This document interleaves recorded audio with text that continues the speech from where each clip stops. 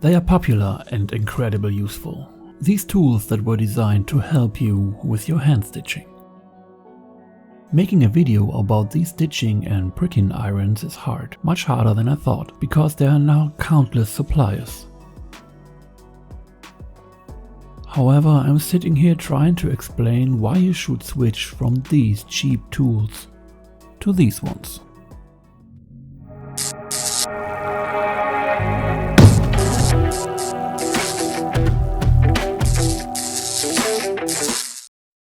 This thing in my hand is a stitching chisel, an incredible helpful tool, and especially for beginners the safest way to start hand stitching.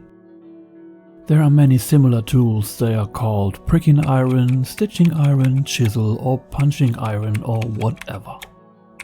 A lot of confusing terms. I searched for a long time and saw many comparisons on the internet. I watched a lot of test reviews. I tried out various tools and asked other leather workers about their experiences. The choice finally fell on this one.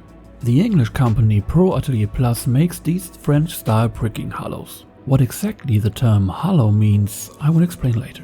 What is it about these French-style pricking hollows that convinced me to send my beginner's tools into a well-deserved retirement? And what are the differences between all the tools of this kind on the market? Let's compare. Actually, we distinguish in stitching irons and pricking irons. Stitching irons are designed to pierce the leather directly. This is how they are marketed and advertised.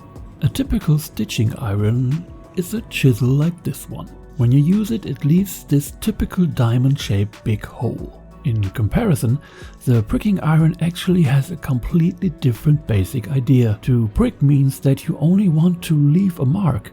Actually, the pricking irons were not invented to punch through the leather. But because everything changes with time and even rubber boots are no longer made out of leather, they have changed a lot about these tools in recent times. These new modern pricking irons now give you the possibility to punch the holes into the leather immediately. But there are differences not only in the way they are handled, but also in the type of holes they produce. Broadly speaking, there are two types: the French style, sometimes called European style, and the Japanese style. French style irons have narrow teeth that leave a high narrow slit in the leather. Japanese chisels, on the other hand, have wider diamond-shaped teeth. That means there are stitching iron for punching through and pricking irons for marking and punching through. You see, somehow this doesn't really get us anywhere, because you can do pretty much the same thing with both types. Nobody forbids you to just mark with a simple chisel. There is no such thing as a chisel police.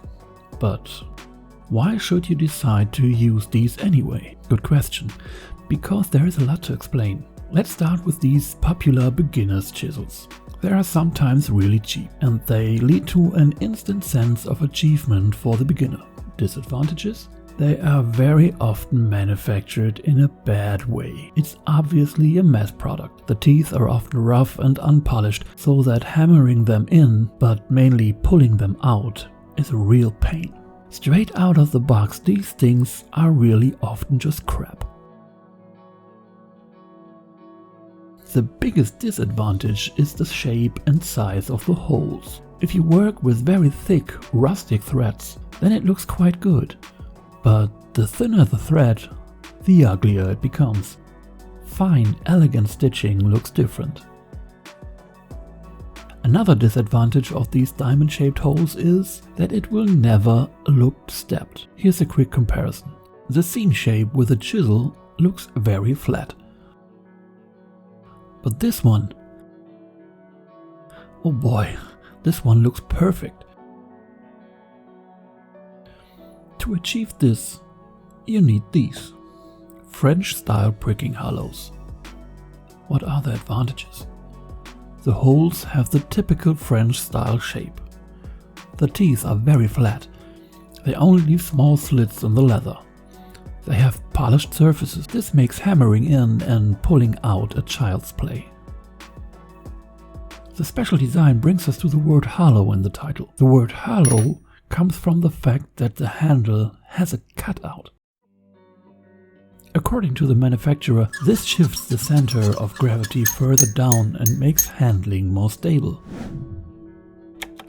And as already mentioned, this tool is a modern pricking iron, for marking and punching through. This tool is available in many different sizes and sets. There is something for everyone. They are made of 440C stainless steel.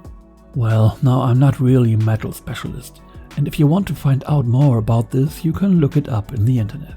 But the important thing for me was that the tools are hardened.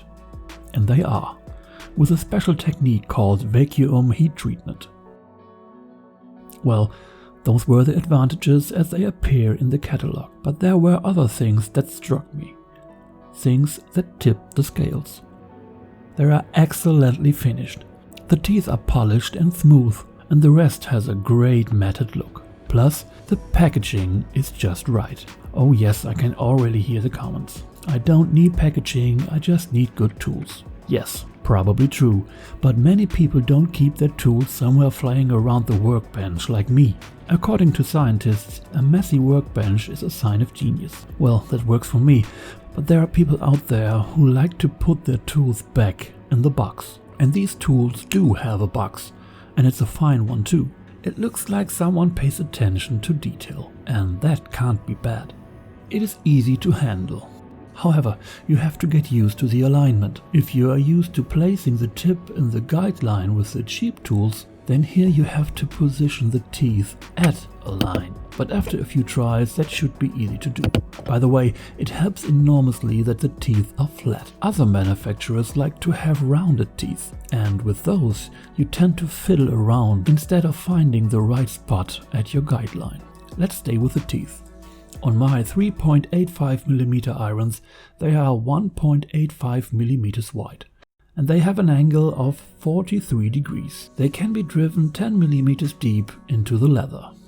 And that is nice. But as I said, there are many different variations. If you like sewing tiny little watch straps, you will certainly find the right size. I also noticed the large flat striking surface of the irons. You can hardly miss it with your mallet.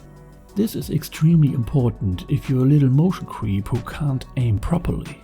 The fine teeth like you to hit the iron straight and vertically. Slipping with the mallet is said to have led to broken legs with other manufacturers. And at a price per unit of about 40 euros or more, nobody wants that.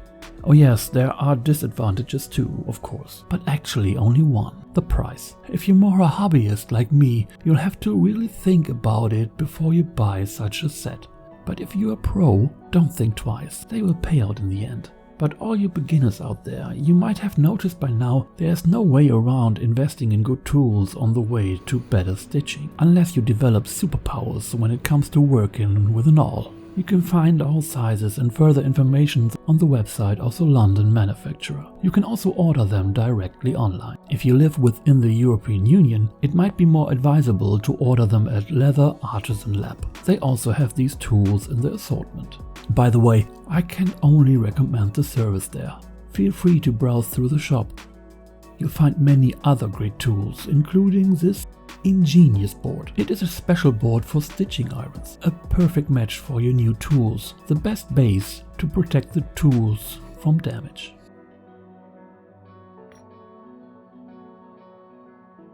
I hope I could explain to you why perfect and fine stitching cannot be made with such cheap chisels.